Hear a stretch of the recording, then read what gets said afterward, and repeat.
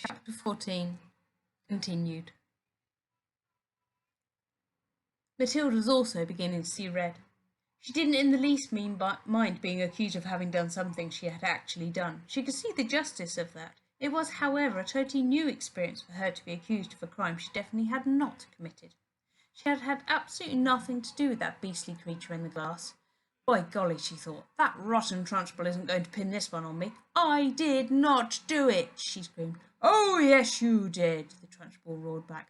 Nobody else could have thought up a trick like that. Your father was right to warn me about you. The woman seemed to have lost control of herself completely. She was ranting like a maniac. You are finished in this school, young lady, she shouted. You are finished everywhere. I shall personally see to it that you are put away in a place where not even the crows can land their droppings on you. You will probably never see the light of day again. I'm telling you I did not do it, Matilda screamed. I've never seen a creature like that in my life. You've put a crocodile in my drinking water, the Trunchbull yelled back. There is no worse crime in the world against a headmistress. Now go and sit down and don't say a word. Go on, sit down at once. But I'm telling you, Matilda shouted, refusing to sit down. I am telling you to be quiet, the Trunchbull roared. If you don't be quiet at once and sit down, I shall remove my belt and let you have it with the end that has the buckle. Slowly Matilda sat down. Oh, the rottenness of it all, the unfairness. How dare they expel me for something I haven't done? Matilda felt herself getting angrier and angrier and angrier, so unbearably angry that something was bound to explode inside her very soon. The newt was still squirming in the tall glass of water. It looked horribly uncomfortable.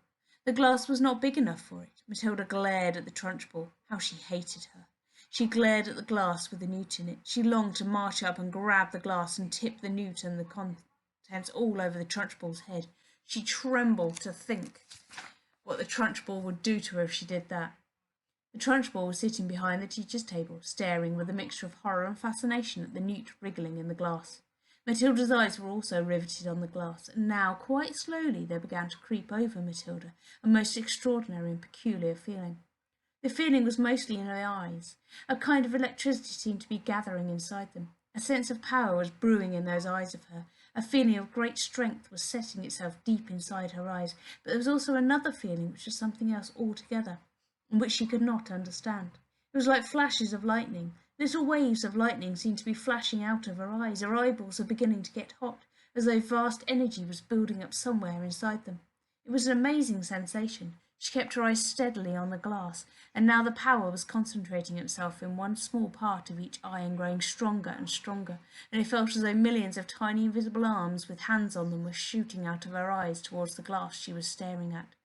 Tip it, Matilda whispered. Tip it over. She saw the glass wobble. It actually tilted backwards a fraction of an inch, then righted itself again.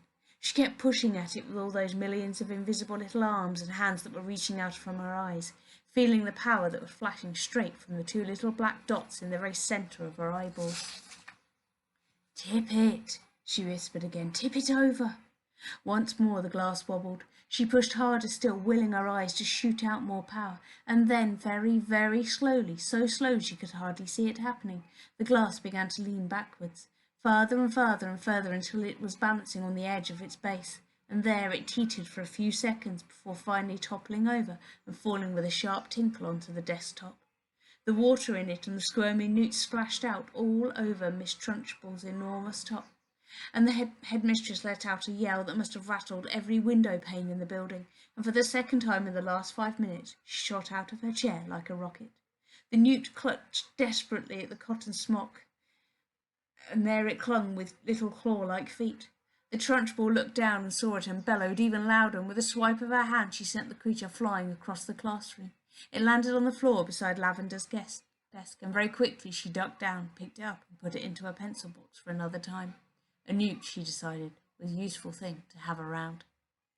The Trunchbull, her face more like a boiled ham than ever, was standing before the class, quivering with fury.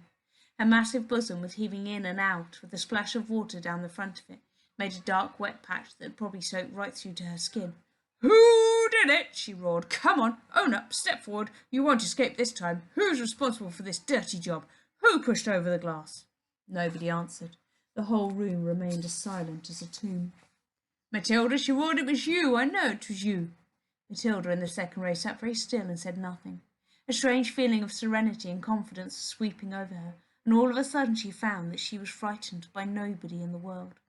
With the power of her eyes alone she had compelled a glass of water to tip and spill its contents all over the horrible headmistress, and anybody who could do that could do anything. "Speak up, you clotted carbuncle!" roared the Trunchbull. "Admit you did it!" Matilda looked right back into the flashing eyes of the infuriated female giant, and said with total calmness, "I have not moved away from my desk, Miss Trunchbull, since the lesson began. I can say no more."